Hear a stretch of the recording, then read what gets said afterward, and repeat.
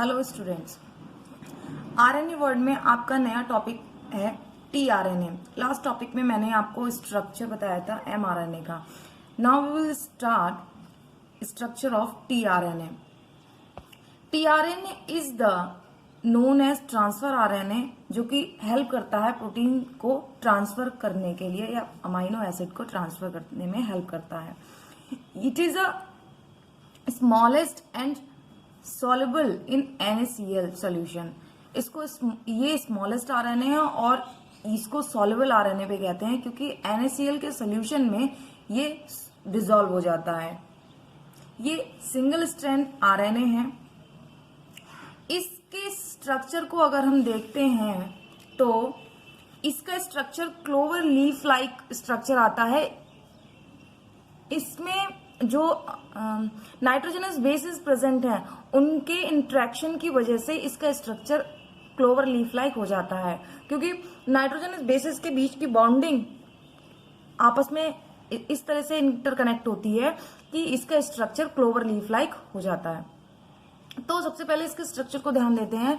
इसका एक and 5 prime रहता है और एक एंड 3 प्राइम स्लाइटली लार्ज या लॉन्ग रहता है 5 प्राइम से।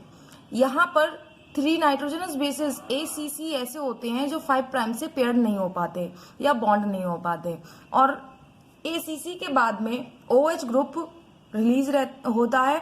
यहाँ पर आकर अमाइनो एसिड के मॉलिक्यूल्स आकर अटैच होते हैं। इस वजह से इसको अमाइनो एसिड बाइंडिंग साइट कहते हैं, यानी कि 3 प्राइम को अमाइनो एसिड बाइंडिंग साइट कहते हैं क्योंकि यहाँ पर OH फंक्शनल ग्रुप से आकर अमाइनो एसिड के मॉलिक्यूल अटैच होते हैं। नेक्स्ट आर्म इसकी है टी लूप। इसको GTP CG भी कहते हैं क्योंकि यहाँ पर T मीन्स थाइमीन और P को हम यहाँ साइलोयूरेसिल से रिप्रेजेंट करते हैं। ये इसका सिंबल ये है P को। तो इसमें राइबोसोम्स को रिकॉग्नाइज साइट्स कहते हैं क्योंकि ये आर्म डिटेक्ट करती है कि राइबोसोम्स किस डायरेक्शन में है और उस डायरेक्शन में मूव कराना है। ये इस आर्म पे थाइमीन भी प्रेजेंट होता है, इस वजह से इसको टी लूप भी कहते हैं। नेक्स्ट आर्म जो है आपकी वो है एंटीकोडॉन आर्म्स, क्योंकि this arms has capability to anticode the mRNA codon को। जिस सपोज यहाँ पर ये mRNA का कोडॉन है और यहाँ पर कोई भी स्टार्टिंग कोडॉन यहाँ पर दिखाया गया है, मैंने AUG स्टार्टिंग कोडॉन है, तो इस स्टार्टिंग कोडॉन के बजाय कोई भी कोडॉन हो सकता था। तो इस आर्म में कैपेबिलिटी होगी कि इसको कोड करे।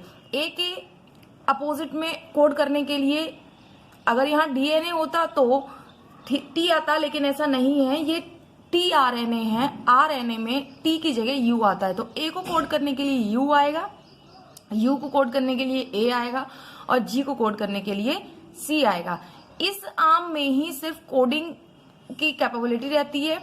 इसी हिसाब से कोड करने के बाद में ये नेक्स्ट कोडॉन पे शिफ्ट हो जाएगी। That same condition next codon पे शिफ्ट होती चली जाएगी, इसीलिए इसे एंटीकोडॉन आर्म कहते हैं।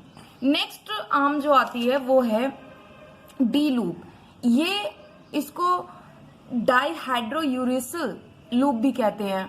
इसमें अमाइनो एसिड रिकॉग्नाइजेशन करने की कैपेसिटी होती है। अमाइनो एसिड रिकॉग्नाइज करने के बाद में वो अमाइनो एसिड बाइंड हो जाता है 3 प्राइम से। तो स्टूडेंट्स, ये पूरे के पूरे टीआरएनए का फंक्शन मेनली प्रोटीन सिंथेसिस यानी कि ट्रांसलोकेशन में होता है, और आई होप आपको इसका स्ट्रक्चर समझ में आया होगा। If you have any query तो कमेंट मी।